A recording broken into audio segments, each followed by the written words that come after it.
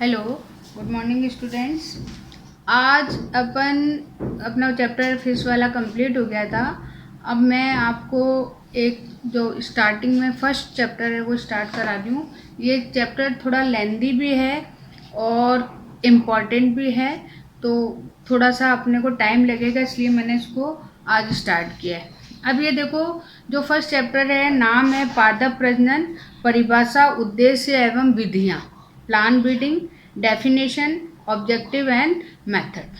तो अब अपने क्योंकि प्लांट ब्रीडिंग बहुत ज़रूरी, हालांकि अपन ने इतनी सारी चीज़ें, ये सारी स्पीसीज वगैरह देख ली, बहुत सारी अपन ने नई नई वैरायटीज़ भी देख ली बायोटेक्नोलॉजी में, तो वही इसका एक, ये आप कह सकते हो कि ये बायोटेक्नोलॉजी की एक ब्रांच भी है।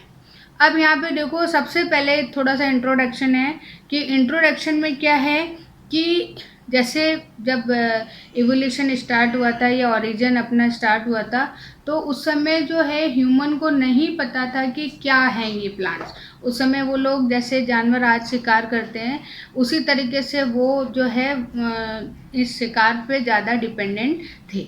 तो उन्होंने धीरे धीरे इन प्लांट्स को, अब वो प्लांट्स तो जो आज हैं वही उस समय भी थे, थोड़ी वैरायटी चेंज थी, तो उन्होंने जो वाइल्ड वैरायटीज़ हैं उन वाइल्ड वैरायटीज़ को अपने यहाँ ग्रो करना चालू करा, कल्टीवेशन उन्होंने स्टार्ट करा, और यही स्टार्टिंग थी किसकी, प्लांट ब्रीडिंग की। फिर उसके बाद में बहुत सारे मेथड्स और भी आए, और सबसे स्टार्ट में नेल्सन एहले, ये साइंटिस्ट हैं जिन्होंने जो है आसपास में जितनी वैरायटीज़ थी उन वैरायटीज़ का सिलेक्शन करके उनको ग्रो करना चालू करा। तो इनका जो था वो क्या था, सिंगल प्लांट सिलेक्शन। ये इसलिए है क्योंकि ये क्वेश्चंस आते हैं, तो भाई कि नेल्सन एहल ने क्या किया, तो उन्होंने जो है सिंगल प्लांट सिलेक्शन या एकल पादप वरण स्टार्ट किया।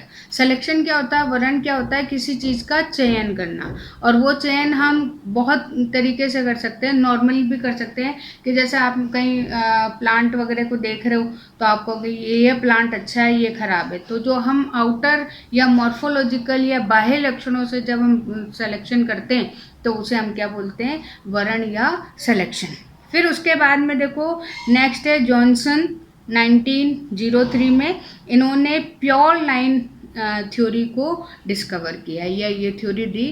प्योर लाइन में क्या था कि इन्होंने, जैसे अगर आपने थोड़ा सा मेंडल का 11th में पढ़ा है तो उसमें ये था कि प्योर लाइन सिलेक्शन क्या है कि जब हम सेल्फ पॉलिनेशन कराते हैं, हम स्वयं परागण करते हैं, तो हमें हर जो जनरेशन है वो प्योर मिलती है। तो इस तरीके से उससे हमें क्या पता लगता है कि ये जो कैरेक्टर है किसी वजह से आया तो नहीं है, तो इस वजह से जो है प्योर लाइन जो है थ्योरी को इन्होंने दिया। उसके बाद मेंडल का आ गया कि 1856 में मेंडल के सारे जो लॉज वगैरह थे वो आए। फिर उनके जो स्टूडेंट्स थे शेरमार्क है और ह्यूगो डी ब्रिज है, कॉल लॉरेंस है, तो इन्होंने जो है वापस से मेंडल का डिस्कवर किया था और वापस से जो चीज़ों को लाए। फिर मेंडल को जो है मेंडलिज्म या इस तरह से उनको नोबेल प्राइज़ मिला। तो इस तरीके से जो है बराबर चीज़ें होती रहीं। और अभी जैसे मान लीजिए कि हमारे जो इंडिया है, इस इंडिया में इतनी अच्छी वैरायटीज़ आ गई हैं, जैसे जो वीट है उसकी ड्रॉफ वैरायटी, गेहूं की बोनी किस्म। अब बोनी किस्म क्यों अच्छी है, क्योंकि आपको पता है पेड़ बहुत बड़ा हो गया और फिर जाके उसमें फ्रूट निकल रहा है या बाली निकल रही है, तो पहले तो हम प्लांट को प्रोटेक्शन दें, फिर उसके बाद में तो क्यों नहीं हम उसकी हाइट कम कर दें, क्योंकि जो स्टेम है या उनका यूज़ कहाँ हो रहा है, उनका यूज़ हो रहा है केवल चारे में, तो उतना करने के लिए हम इतना वेट करें, तो क्यों नहीं हम उसकी ड्रॉफ या बोनी वैरायटी करें, जिससे कि टाइम भी कम लगेगा और प्रोडक्शन भी हमें ज़्यादा मिलेगा। तो ये एक बहुत जो अपने ग्रीन रिवोल्यूशन या हरित क्रांति हुई थी, तो उसमें वर्ल्ड लेवल पे तो हुई थी लेकिन इंडिया में भी हुई थी, और उसके एस स्वामीनाथन थे अपने फादर ऑफ ग्रीन रेवोल्यूशन, तो उन्होंने ये जो है ड्रॉप वैरायटीज़ को डेवलप किया था, और इससे ये मान के चलिए कि 30 से 40 टाइम्स जो है प्रोडक्शन में इंक्रीज हुआ। फिर यहाँ पे गन्ने जो शुगर कैन नोबलाइजेशन है ये है, फिर उसके बाद में हाइब्रिड मिलेट है, और फिर जो कॉटन है, कॉटन की भी हाइब्रिड वैरायटी H4, ये सारे जो डेवलपमेंट हुए हैं, ये इन डेवलपमेंट से बहुत ज़्यादा हमें फ़ायदा हुआ है। अब यहाँ पे हमारे पास में डेफिनेशन है कि क्या हम आप कैसे कर सकते हैं। तो डेफिनेशन में क्या है कि एक तो हम अपने पास में दो कैरेक्टर होते हैं। एक कैरेक्टर तो होता है आउटर, जिसको हम क्या बोलते हैं, फिनोटाइप, और एक कैरेक्टर होता है इंटरनल, जिसे हम बोलते हैं जीनोटाइप।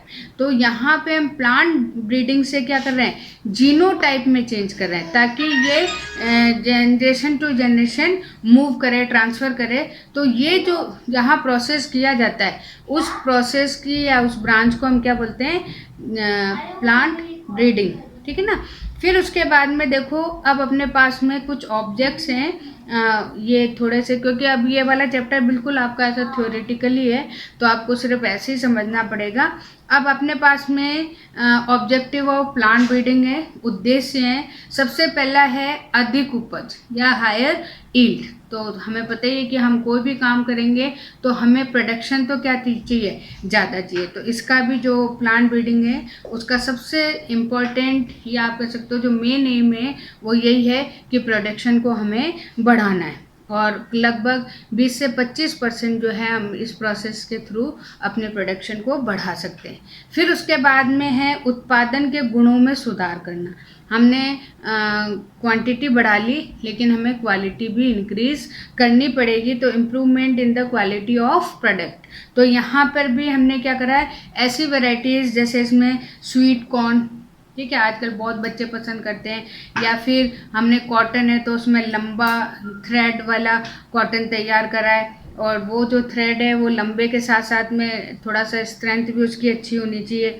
फिर हमने जो कई तरह के फ्रूट्स तैयार किए, और फिर पल्सेस में अगर हम देखते हैं तो पल्सेस में वैसे तो प्रोटीन होता ही है, लेकिन यहाँ पे हमने उसमें और भी प्रोटीन, और अच्छा प्रोटीन जो है उसको इंक्रीज़ किया। फिर जो अपने पास में ऑयल प्रोडक्शन है, तो ऑयल प्रोडक्शन में भी हमने अच्छे ऑयल का, मतलब क्वालिटी वाइज अच्छे ऑयल को सिंथेसिस करने की कोशिश की। तो यहाँ पे क्या करना है कि हमने क्वांटिटी तो कर ली इंक्रीज़, लेकिन अब हमें क्वालिटी भी क्या करनी पड़ेगी, इंक्रीज़। फिर उसके बाद में है development of disease and insect resistance variety. अब ये सारा तो काम हमने कर लिया, लेकिन अगर रोग लग गया तो सब कुछ खत्म। तो इसलिए जो है ऐसी वैरायटीज़ भी डेवलप, और अभी आपने डिजीज़ में देखी है कितनी रेजिस्टेंस वैरायटीज़ डेवलप हो गई हैं, तो यहाँ पर भी क्या है, डिजीज़ रेजिस्टेंस वैरायटीज़ को डेवलप किया। फिर उसके बाद में development of variety with increased effectiveness या एफिशिएंसी, जिसे अपन कह सकते हैं। अब यहाँ पर क्या है कि ऐसी हमने वैरायटी यूज़ की है या ऐसी बनाई है जिनमें कि अब जैसे मान लीजिए कि हम ये जो वैरायटीज़ हैं वो ज़्यादा फर्टिलाइज़र पे निर्भर नहीं करती, ज़्यादा इरिगेशन पे निर्भर नहीं करती, क्योंकि ये थोड़ा सा हमारे लिए एक टाइम वेस्टिंग हो जाता है। तो इसलिए जो है ऐसी वैरायटी कर ली जिसमें ज़्यादा अपने को ध्यान नहीं देना, लेकिन वो उसकी क्वालिटी भी क्या होगी, अच्छी होगी। फिर है अर्ली मैच्योरिटी, यानी कि शीघ्र पकना।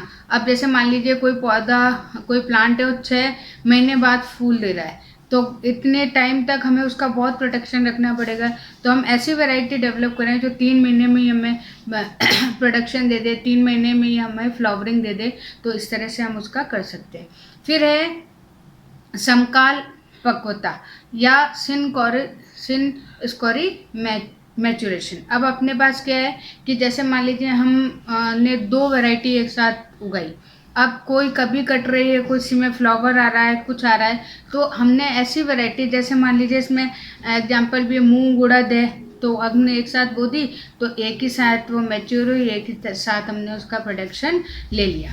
फिर उसके बाद में है फूलता, यानी कि इसमें जो है ऐसे जो प्लांट है वो ज़्यादा जो है लाइट वगैरह, सनलाइट वगैरह पे डिपेंड ना हो। फिर उसके बाद में है डॉर्मेंसी। डॉर्मेंसी क्या होती है? डॉर्मेंसी को पहले भी मैं बता चुकी हूँ कि एक रेस्टिंग पीरियड होता है, एक आराम की अवस्था होती है प्लांट की, तो उसको जो है बढ़ाई जाए। क्योंकि जैसे गेहूँ और ये कुछ ऐसे अपने पास सीरियल है कि अभी आपने काटा और अभी वो उग जाते हैं, तो कुछ टाइम उसकी डॉर्मेंसी को बढ़ाने के लिए ऐसी वैरायटीज़ डेवलप की। फिर उसके बाद में जैसे पहले चलता रहता है कि अब हमें पता है कि आम हमें गर्मियों में ही मिलेंगे, लेकिन अब ऐसी वैरायटी डेवलप की गई है कि पूरे साल आम आता है। तो इस तरीके से जो है नई जो है मौसम में या क्लाइमेट में वो वैरायटी, ऐसी वैरायटीज़ डेवलप की गई जो ड्रॉट एंड सॉल्ट रेजिस्टेंस है। यानी ड्रॉट मतलब होता है अकाल होना, तो अकाल में भी वो हैं वो सर्वाइव कर सकती हैं, या फिर हमारी सॉइल में अगर ज़्यादा सॉल्ट है तो उसमें उस कंडीशन एडवर्स कंडीशन में भी डेवलप हो सकती हैं। फिर हमारे पास में है, ये भी इम्पॉर्टेंट है क्योंकि क्वेश्चंस इसमें बहुत छोटे छोटे क्वेश्चंस आएंगे, फ्रीडम फ्रॉम टॉक्सिक सब्सटेंस। यानी कि कुछ जो प्लांट्स होते हैं, जैसे इसमें एक एग्जांपल दिया हुआ है कि जो मस्टर्ड ऑयल होता है उस ऑयल में इरूसिक एसिड होता है, तो वो एसिड जो है हमारे लिए हार्मफुल होता है। तो ऐसी वैरायटी डेवलप की गई जिसमें कि इरूसिक एसिड का जो डेवलपमेंट या प्रोडक्शन ना हो और वो हमारे लिए हार्मलेस रहे, तो इस तरीके से डेवलप की गई। फिर है नो सेटरिंग, यानी कि अविसरण। कुछ ऐसी वैरायटी जैसे बेल वगैरह होती है वो बहुत ज़्यादा फैल जाती है, तो फैलती ज़्यादा है, प्रोडक्शन हमें कम देती है। तो ऐसे प्लांट्स को डेवलप किया गया जो ज़्यादा फैले नहीं और हमें छोटे से ही एरिया में बहुत सारा प्रोडक्शन दे सके। तो ये आज आपको मैंने इतना कराया है क्योंकि इस चैप्टर में अब अधिकतर थोड़ा थ्योरेटिकल है, इसीलिए मैंने स्टार्टिंग में नहीं लिया था। लेंदी भी है, थोड़ा थ्योरेटिकल भी है, तो इसको थोड़ा छोटा छोटा करके अपन करेंगे। ठीक है, ओके, थैंक यू।